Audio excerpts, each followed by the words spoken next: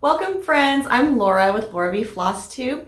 You have reached the first video of the Bloom Quilt Sew Along that started November 5th. This first week was our Be Prepared week, and so this video is going to be all about getting your first 2 blocks put together for our quilt. So I'm just going to preface this by saying I'm going to share a lot of tips and tricks that I do while I'm getting my things together for my blocks, and all the way from how I stack them to the assembly of the block itself. So this is probably going to be a little long, but I'm going to kind of speed up through parts of it so you don't have to like watch me sew every individual piece, right? But I'm so glad that you joined me, and I'm just going to jump right in and get started. Like I said, this is block 1 and 2 of the Bloom Quilt Sew Along. This is our Bloom QAL 2023. We are going to be using the cutting guide from Riley Blake and the blog post from Lori Holt. You can find all of those on her blog. This quilt was first done in 2016, so 7 years later, we're going to make it again, or for the first time if you're joining me. All right, so the first block that we have, and I do have my cutting guide here beside me, and I have all my little baggies right here. So the first thing that I do when I start working on a block is I get all my pieces out and I get them layered up, matched up with their interfacing. I get my background pressed, I get my bias tape cut, and I have a project board for each one of those blocks. So I have 2 project boards because I have 2 blocks. Okay, so block 1, if we refer to our cutting guide, which you should have downloaded by now from Riley Blake's website, there's a link below in the description box. Don't freak out on me. It tells us exactly what shapes we need and what goes where.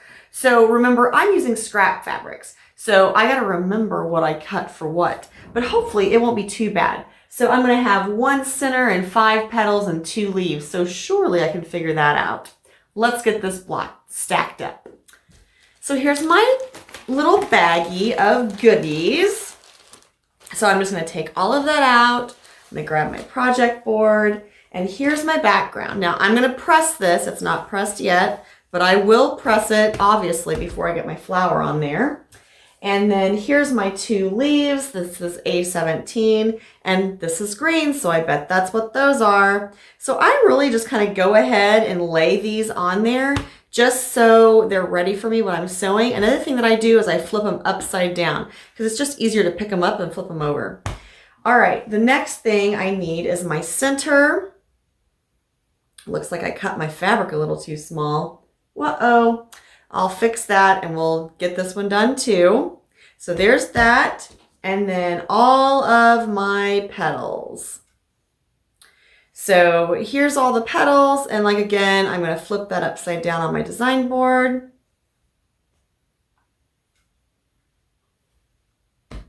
And this is block 1, and this is exactly how I take it over to my machine. I sometimes put the bag on top of it just in case I think that something might blow away. And it also helps me remember that this is block 1. So I'm going to set this over to the side, over by my machine, and then we're going to pull out block 2.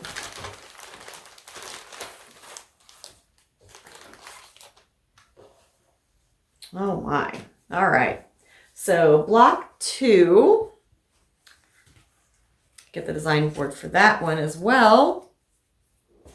Ah, I have a sticker stuck to me. Fun times, fun times.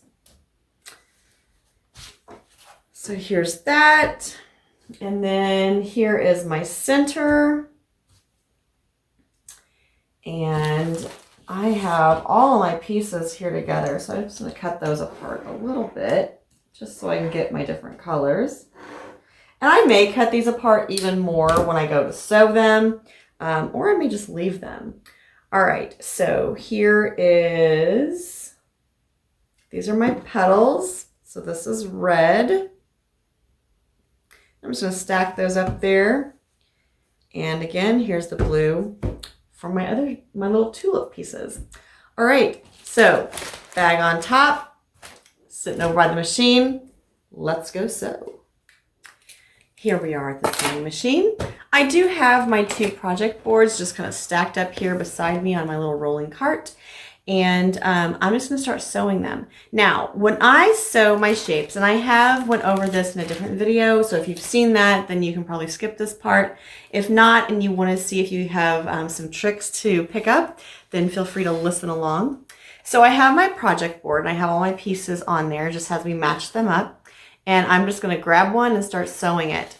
It's really kind of convenient because, you know, all of our shapes are traced. And so I just line up my fabric on here, and I will chain piece these all through my machine. I'm using a Juki DX7. I am using a, you know, and sometimes I go back and forth on this. Sometimes I use my piecing foot, which is just a simple little 1/4" piecing foot. And sometimes I use my open toe foot that has kind of like a little, let's see if it will, let's see, will it focus? There we go. It has kind of like a little triangle in the center there, and that's where my needle is going to hit if you're centered. And so sometimes I'll use it because I know exactly where my needle is going to be, and that's what I'm going to use today. Now, as far as stitch length, you do want to decrease your stitch length a little bit from what you would normally do for piecing, because remember, you're turning these shapes out. You're going to be using a tool to run along those seams and get a nice crisp edge or a nice crisp point, depending on what you're working on. So you want to decrease that stitch length just so it's really nice and tight. Another thing that I do, I don't think we have any on this one, but sometimes if you have, like on the hearts that we have coming up, if you have like a cleavage area, an insert area, when I go down to that point, I go all the way down to the point and make one little stitch across that inner point before I come back out. And that just gives me a little more leeway when I'm turning that shape to get it shaped and really flat when I go to press it. All right, so I'm gonna go ahead and sew the shapes for block 1, and then I will talk to you about the next step. But during this, unless I think of something amazing, I'm probably just gonna sew. In case you are interested, I decrease my stitch length to either 2.0 or 1.8. It just kind of depends. Most of the time I stick with 2.0. My normal stitch length for this stitch is 2.4. When I'm piecing, it's 2.0 for piecing, yeah. So I will go ahead and set this on 2.0 or even 1.8 to make that really nice, tight little stitch.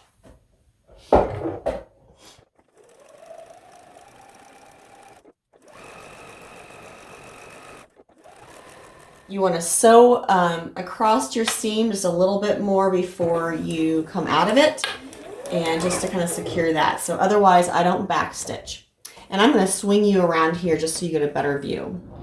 If you watched my video when I was tracing my shapes and cutting out the shapes for each one of the blocks, I told you sometimes if I have multiples of the same shape like I do here, I don't cut them apart. So it just kind of depends on how it works out. On this one, I'm not going to cut them apart. I'm just going to lay my fabric side by side because I have plenty of room between them. And so I'm just going to go ahead and sew them together.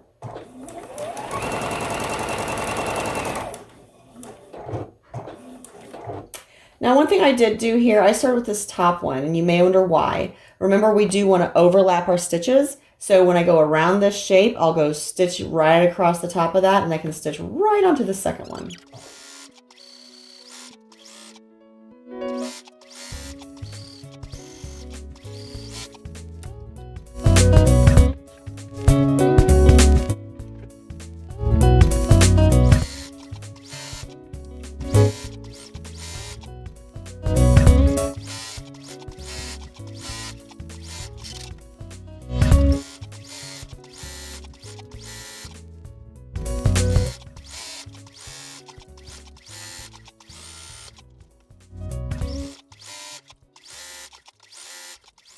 All right, so I have all my pieces for block 1 sewn on with their interfacing. I'm going to do the same thing for block 2, and then I will meet you back here for the next step.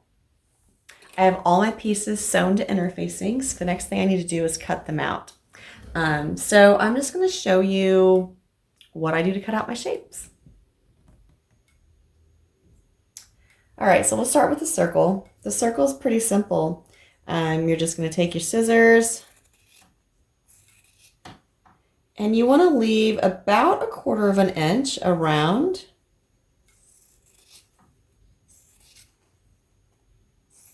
When I was making the hometown quilt, I had a friend that went with me to the Quilt Guild meeting, and I was like, hey, you want to cut out some shapes for me? She's not a quilter. But I was like, all you got to do is leave about 1/4 of an inch around the outside of the seam line, and it will be perfect for me to turn out. And she did a spectacular job. All right, so on these little leaves, you have these 90-degree angles for the points here, or the corners rather. So what we're going to do with that is you're going to cut that off at an angle, and then the rest of it, just leave that 1/4 inch. And you'll notice that sometimes I don't have quite 1/4 inch. Sometimes it's probably closer to 1/8, but it's okay. As long as you're not pushing too hard when you turn that shape out, you'll be all right. And then these petals, let me grab a trash bucket here. These petals, you're going to do the same thing on each one of those angles. You're going to cut that off just to reduce the bulk. And I'll show you this closer up when I get it all cut out. So that's what it's going to look like. You're just going to cut those corners off. And do the same thing to the other 4.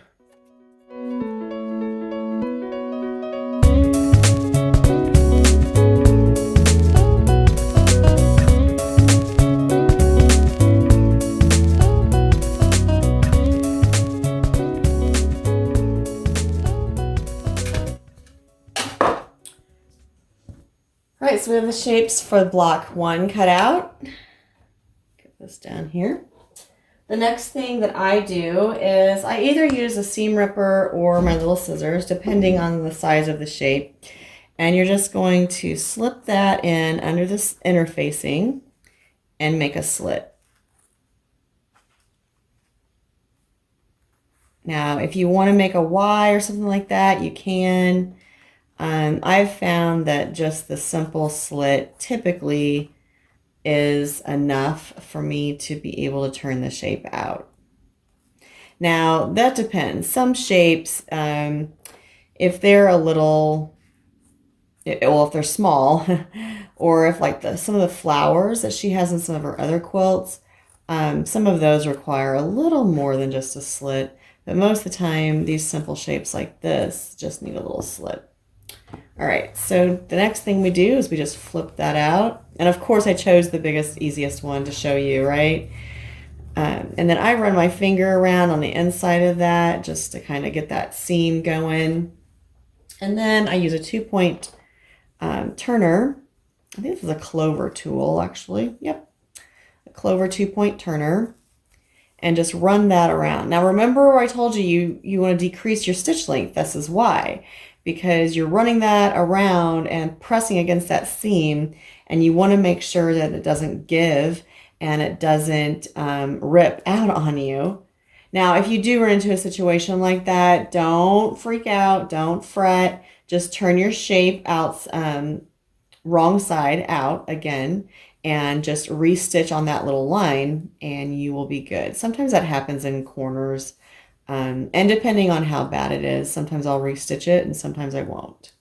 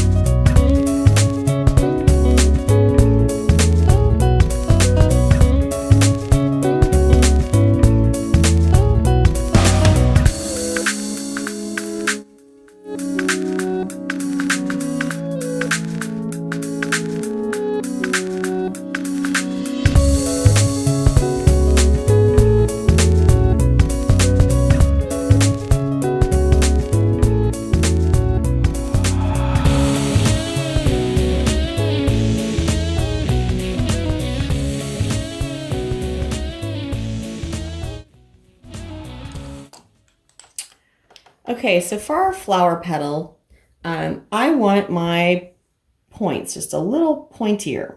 So I'm going to take a stylus and just kind of dig in that corner and pull it out.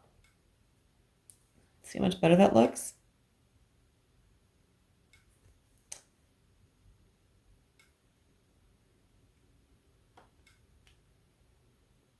Now you want to make sure you're digging in there on the fabric side, not the interfacing side, because the interfacing will tear on you. And you can do these points down here too if you want. They're going to be behind the circle, so they don't really matter as much.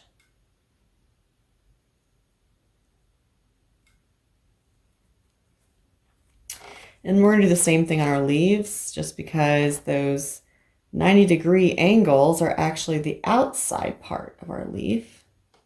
So they are going to be showing.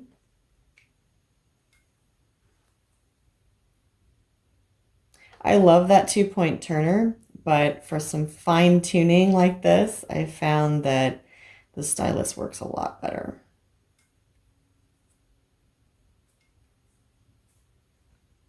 All right, so I'm going to go ahead and get these other 4 leaves turned out, and then I will show you the next step.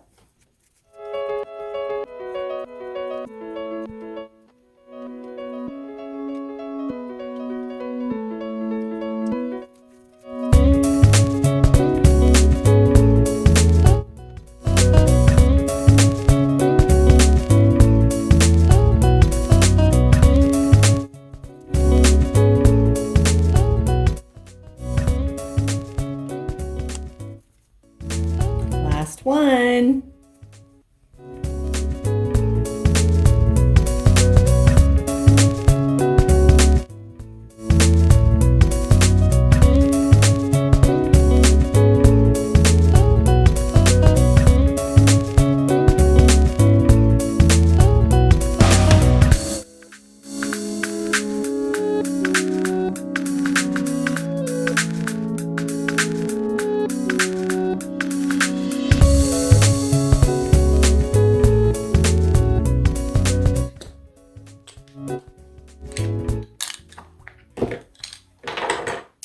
Okay, so the next thing we're going to do is take these shapes over to the ironing board and give them a good press. Okay, so I like my pieces really nice and flat, so I'm going to give them a really good press. If you don't want your pieces super flat, then don't press them as hard or as long. And I do know that some people even will put a little batting or something inside their piece to give it a little more poof. If you want some poofy applique pieces, then you can try that out too. So I have all my pieces and they are pressed. This is just block 1. I'm going to get block 2 together as well and get those pieces pressed, and then I'll show you how to lay out both of those blocks as the next step. As I was cutting out the pieces for block 2, I realized that we have a different type of shape, that I have a little extra little tip for you, just so you can maybe be a little more successful with these. All right, so we have, and it's A16, we have this teardrop looking shape, right? So when we go to cut it out, let me show you what the end result looks like. When I cut out these teardrop shapes, I like to really angle that point. See how I make that really narrow down here next to where the point part is at? If you do that, then when you go to flip the shape out, it is a lot smoother and you can get a better point in that part of your shape. So that might be something you want to try. You can get really close to that seam, just don't cut through it. And that might help you get a better point on those teardrops. The pieces are sewn, flipped, and pressed for block 1 and 2. So now I'm just going to show you just how I lay out the blocks. It looks like with this quilt, which obviously let's reference Lori's blog to see how she did it. I'm going to make this to where my stems are actually going to be part of the seam. So they're going to go all the way to the bottom of the block, so I don't have to turn any ends under. So the first flower is just a flower with a couple leaves and 5 petals. So the first thing that I have done after I pressed my background is I finger pressed it in half. So that kind of gives me my middle line for this block. Now remember that we cut these about an inch bigger than they need to be. So when I put my 8.5 inch square on here, obviously I have some excess around here. So I know that I need a stem for this one, and you can find the length of this on her blog. I will link the blog post in the description box below. All right, so that's the first thing that I'm going to put on here. And I'm going to start it a little ways up because remember, we're trimming this block down. I use just Eileen's tacky glue. There are different things that you can use. If you like glue sticks, or if you like, I even use like the Free Fuse, the Quilters Select Free Fuse powder. If I didn't want to have to wait for the blocks to dry, then I have used some Free Fuse before, and it works really well. So this is my bias tape. It's 1/4 inch bias tape that I have left over from another project. I just pulled one of the colors out that I wanted to use, and you're gonna go with it. All right, so and you can get the exact measurements for this block on her blog. I'm gonna kind of just wing it because I just want to kind of make this my own. And so I'm just going to lay my petals out here.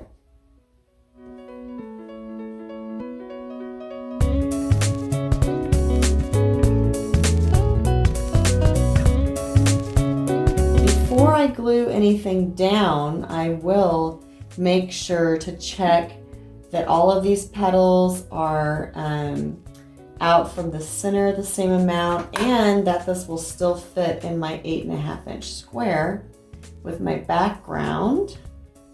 And it will. So I think I'm actually gonna move this down just a little bit.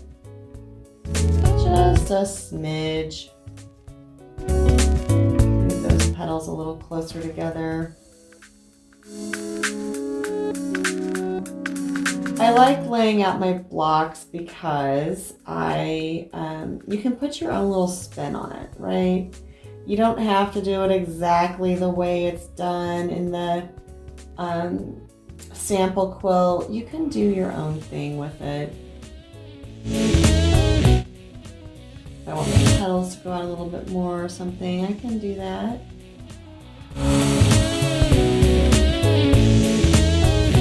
Where that's at.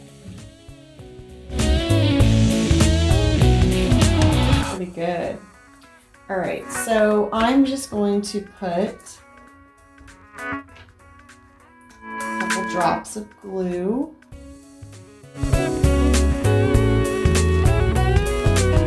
Petals.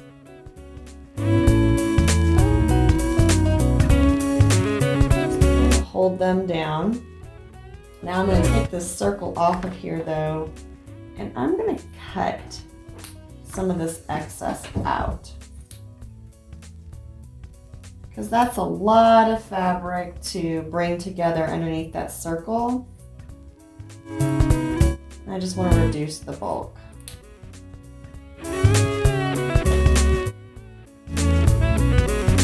Now when I go to applique this later, that's going to applique down a lot better just because I've gotten rid of some of that bulk.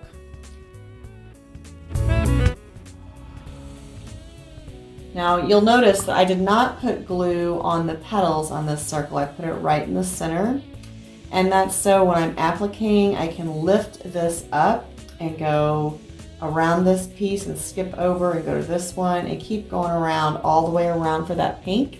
And I won't have to worry about this yellow circle being sewn down. Now I'm just going to check this again for my petal placement. And actually I'm just going to do this. We'll just put that right on that center line. And again, I don't put glue really close to another fabric, just so I can lift them up if I want to. Now these leaves go on either side, and I'm going to put them about 1.5 inches up from where the bottom of my block is going to be, kind of centering that. But again, if you want the exact measurements, make sure you check Lori's blog, because I am just eyeballing this based on the cutting guide. And my own little individual flair. All right, so now that block is ready to dry. I'll leave it on here. Oh, and the one thing I didn't do, which I should have, which I normally do, I usually flip my design boards over so I'm on the foam side. That way, if glue gets through the block, it doesn't get stuck to that fleece. It gets stuck to this foam core, and it's definitely easier to peel it off of there than it is off of that fleece.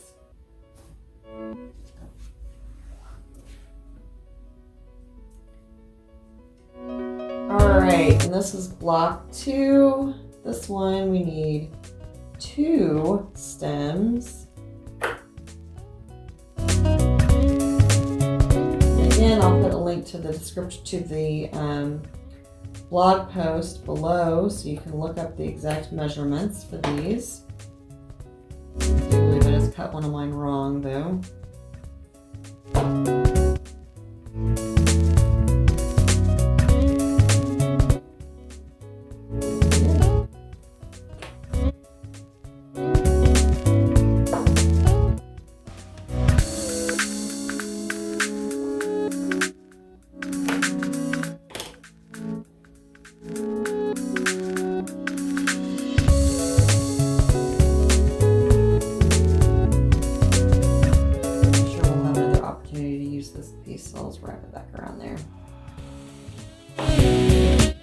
Okay, so this one, the flowers are in a large X. So for this one, what I'm going to do is I'm going to take my square and finger press this. And you can do this with an iron if you want. You don't have to just finger press. I've done both ways. Remember, flip my board over.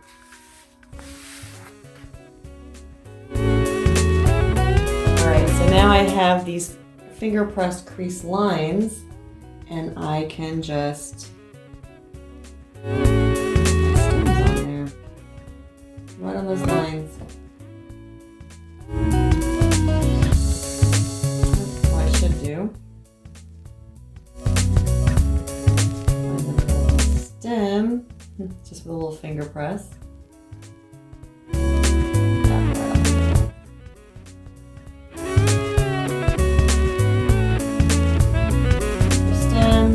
In half, crease, crease, pinch, pinch.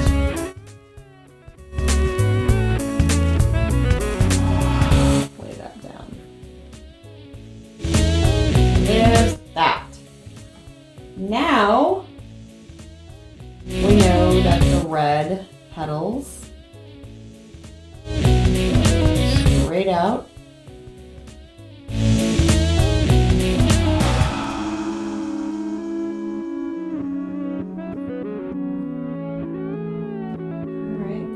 Good. So all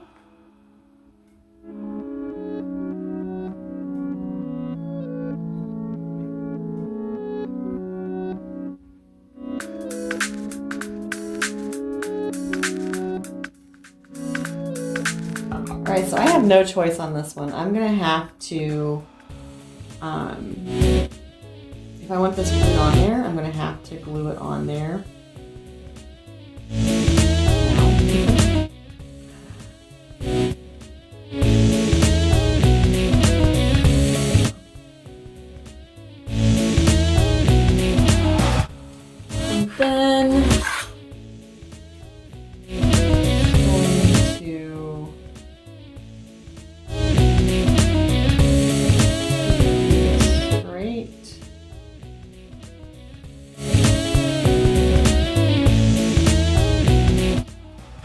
These little tulips in half and finger press that and put that right on that line. Now remember, this block, we don't want it any bigger than 8.5.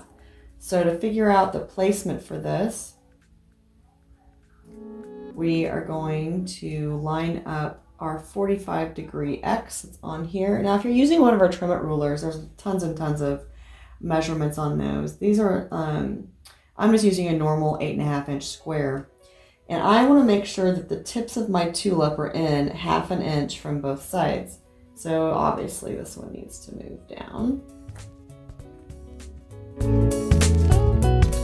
And I'm just going to go ahead and put those.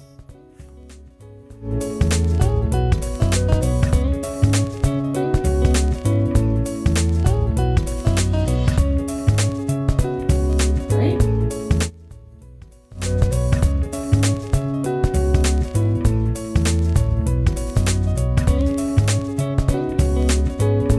And I'll check this again before I glue.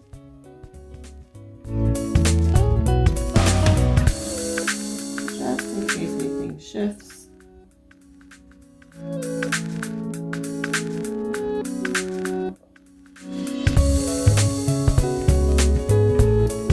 Tulip. Under.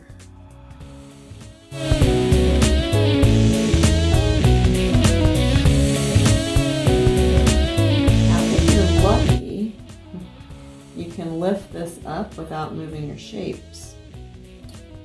And then you don't have to worry about things being off.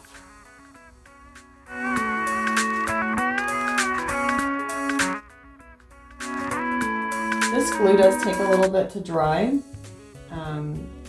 not too long. And honestly, I have heat set it with an iron before because I'm impatient. And but anyway, I say that because you do have a little playroom if you need to adjust anything. I think this looks pretty good. I think this one, yeah, those look really good. All right, so there's block 2. I'm gonna let those dry for just a little bit, and then I will show you the steps I use to applique them down. Now, I do applique all of my blocks by the machine. I use a small zigzag stitch, and I will share those settings with you when we get over there. The blocks have dried, so I am going to applique my shapes down to the backgrounds. I kind of made a decision with this quilt. I saw someone in one of the Facebook groups that I'm part of, and she did this on her Be Vintage quilt, that she used the same color to outline all of her shapes. And she actually used black, and it looked really cool. I'm going to use a dark brown. So I'm going to use a dark brown to outline all of my shapes, no matter what the color of the fabric is. This is going to be kind of an experiment for me, because typically I rummage through my stash and go to the store and find all the colors that I need. I don't use the Orifloss. I typically use like a dual duty or Gutermann thread.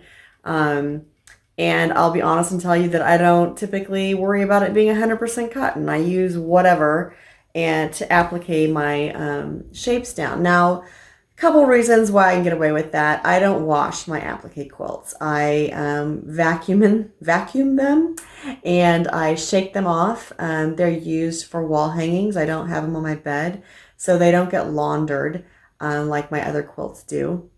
And even if I did wash them, I would still hang them to dry. I wouldn't throw them in the dryer. So, you know, for those two reasons, I'm comfortable in using, you know, the polyester or a polycotton blend thread, as long as the color matches. But for this quilt, we're going to try something new. So this is block 1, and I am just going to tell you my settings on the machine, and then just kind of show you the process that I go through to applique down my pieces. So let's get started. All right, so as I mentioned before, I am using a Juki DX7. I am using the zigzag stitch for my applique stitch. You can use a blanket stitch or a satin stitch or even a straight stitch, because these are all finished edges. So you wouldn't necessarily have to do you know, a zigzag or something like that. You could do just a straight stitch, but I've always liked the zigzag. I set my zigzag at 1 1/8 1.8 wide and 0.9 long. So my little zigzags are small, and I like them that way. So that's what I'm going to use. All right, so the first thing I do when I'm looking at a block like this, I kind of break it down and think, I want to go from bottom to top, basically.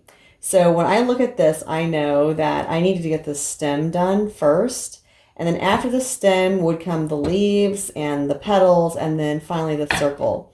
And that way I'm not having to backstitch except for the circle. So or on the leaves, I guess, too. So, and since this isn't going to show once that circle's down, I'm not going to worry too much about, if they get caught or something. But remember how I glued earlier? I can flip those up and get around them. And I am using that same foot, so I have that little triangle in the middle that shows me exactly where the center of my zigzag is going to be. And so I can follow that, I can keep that little triangle right at the edge of my fabric and follow along.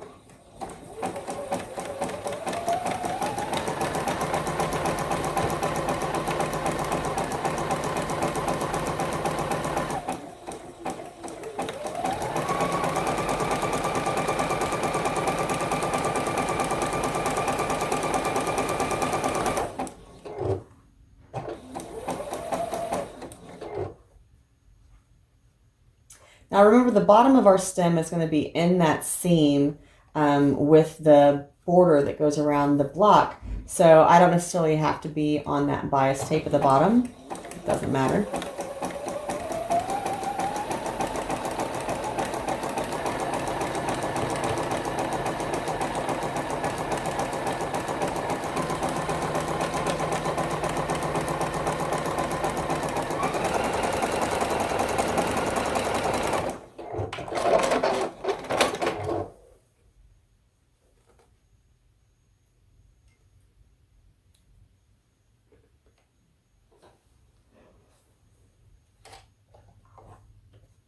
Now for these leaves, I want to start on one of the corners because I am going to back stitch. So I want it to be in a less, kind of a less conspicuous space.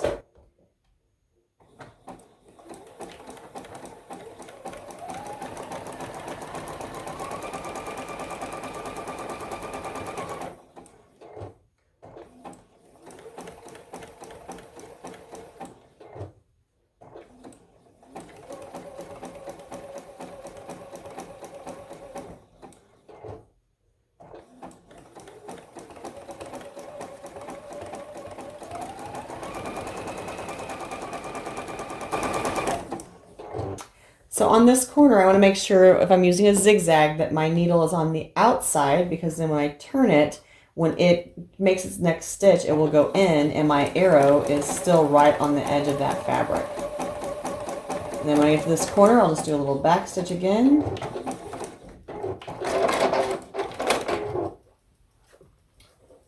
And same thing for the other leaf. Start at a corner.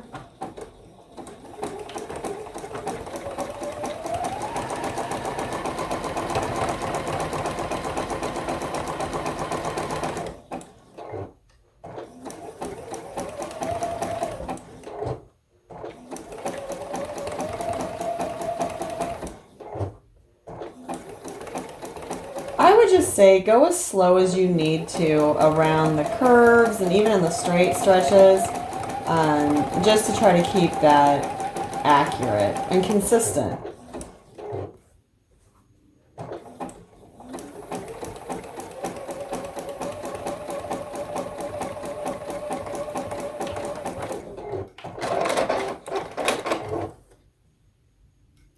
Trim these little strings off.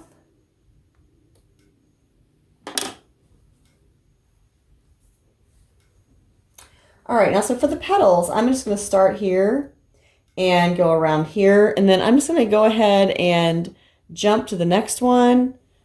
Yeah, let me see if I can, oh, there we go. Start here, go around, and then jump to the next one and keep going all the way around that circle. Try to keep my hands out of your way.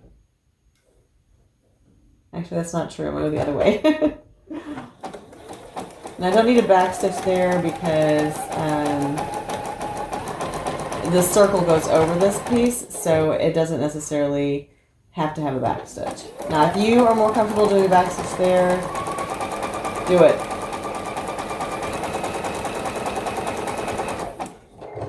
And again, make sure the needle is on the outside position, so when you turn that corner, you're on the inside position.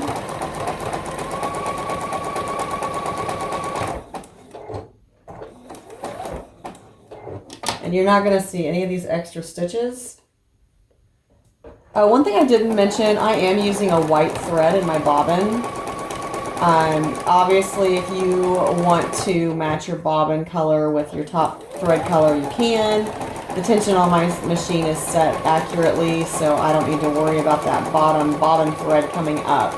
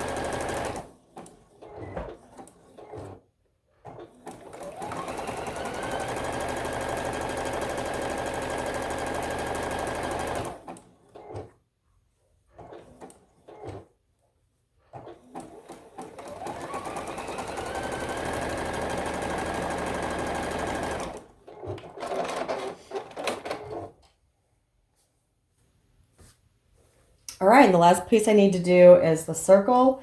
And again, you know, you're going to have to backstitch or use a locking stitch to get started. Since this is, you know, it's going to be pretty evident on the block, I'm going to use a locking stitch, and I'm going to start down here on the stem.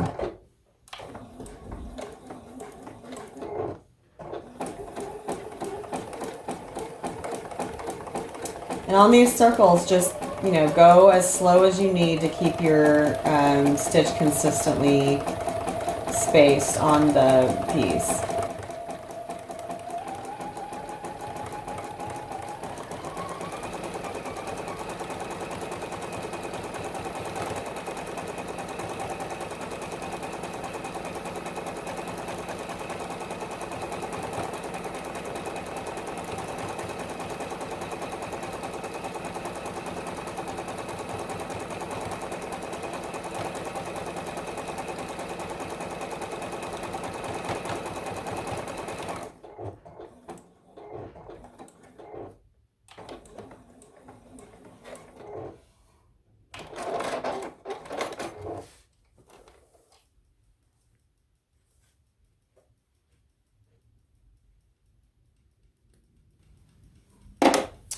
All right, so here's our first bloom quilt block. Hey, I really like that brown stitching, the applique stitch. I think that's going to look really cool.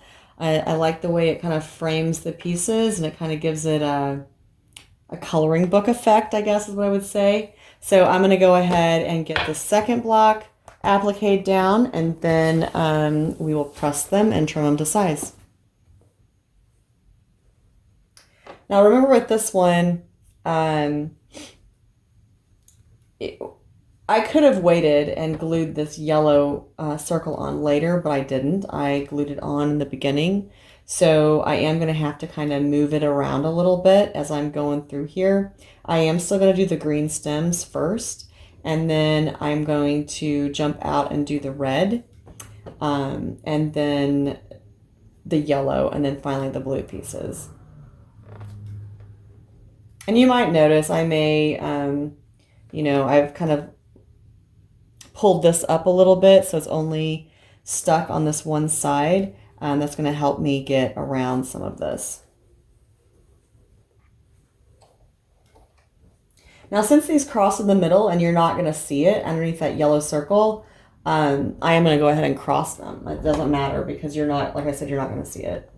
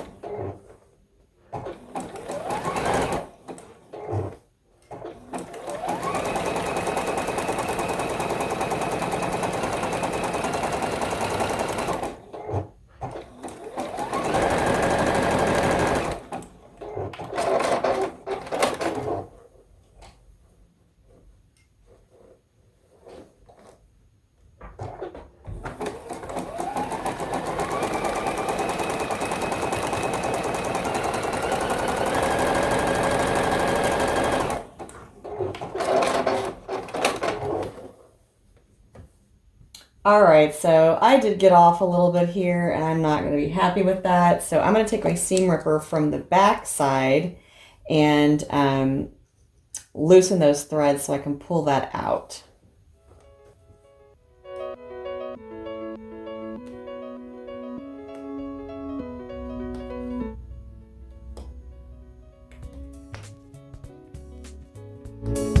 If you cut the bobbin thread, then you'll be able just to pull up the top thread. In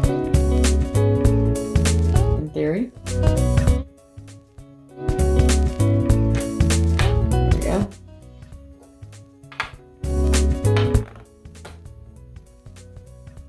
Pull that up.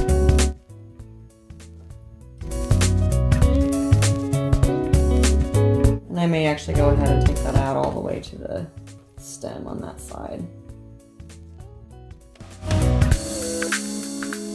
Every single stitch.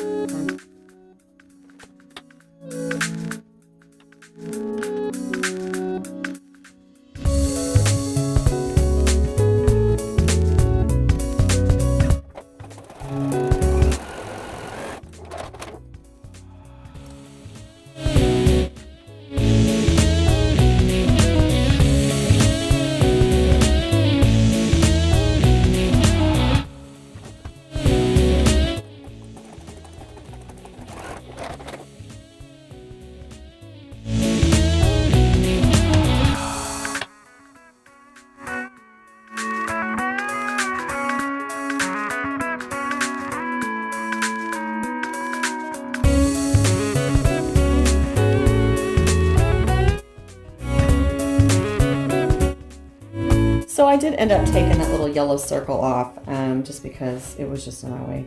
So what I've done is I've folded it both ways so I can line it up on these stems so it is perfectly centered. I'm going to do the same thing as I did for the big circle. I'm going to do a locking stitch first and then zigzag around. Now this is a smaller circle, so I found smaller circles require me to go slower because it's much tighter of a turn.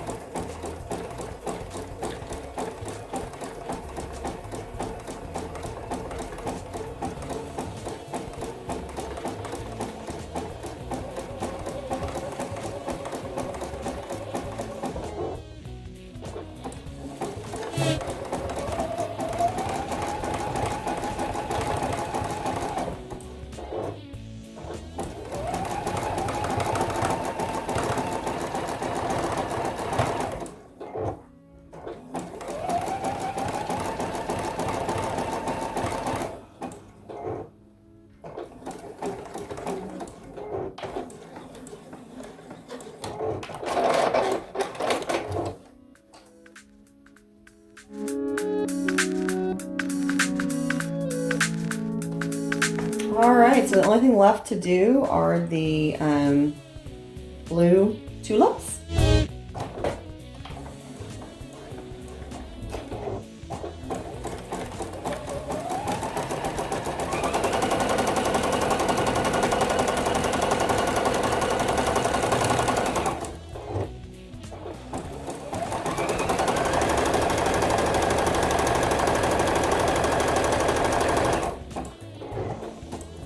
And just like the leaves, you want to make sure you're on the outside of your zigzag when you make those turns. And you can either do a little back stitch at the corner or you can do the locking stitch if you have that option on your machine.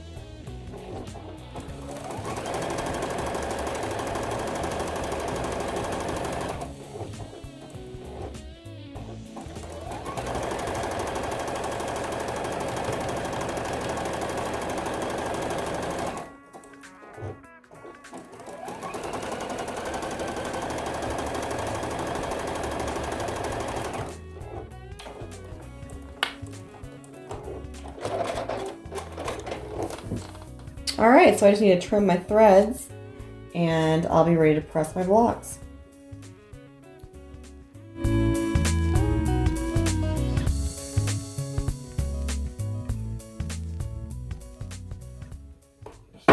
Okay, so when I press my blocks that I've appliqued on, I like to press them from the back side.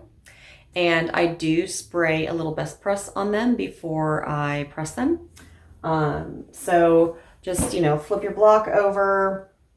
And since this background since the background fabric is all white, we're also going to want to make sure we snip off any extra threads that may be left back there.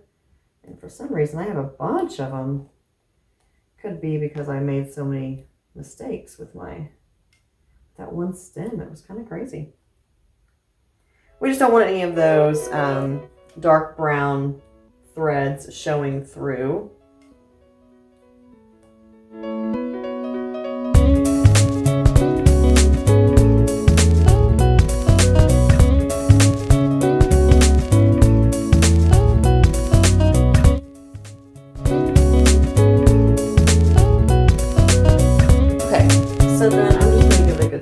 away with some best press and iron it down.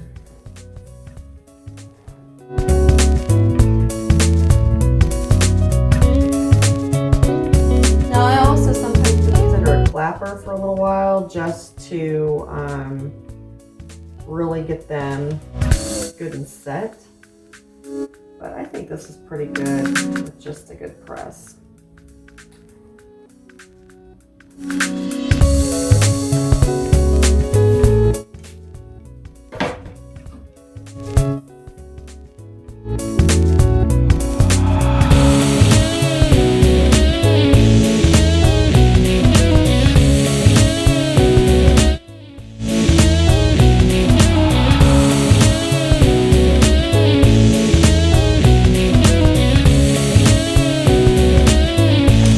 Let's go square these up. All right, so the last thing that we need to do is just square these to the 8.5 inch size. And since we used our ruler before, we should be good to not worry too much about them not working out. And if they don't work out, we are a little past the point that we should be when we figured that out. So I am just going to get my rotary cutter and my ruler and my block and square this up.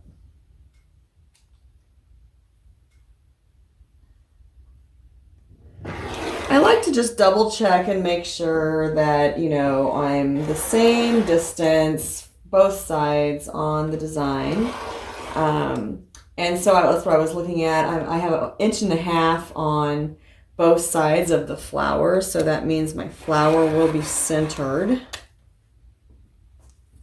And I have 1/2 inch from the top, and then remember the stem will go into the seam, so I want to make sure that this is no more than 1/4 inch down here. That's all those things that was going on inside my brain that you did not get to hear.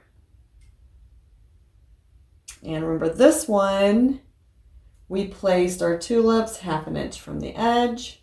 And this is probably one of the reasons why I like going ahead and squaring these up now rather than later, because I remember now that, you know, oh, I laid this out so the tulips are 1/2 inch from the edge. And again, I would not be cutting towards myself if I wasn't on camera. If you see blood, call 911.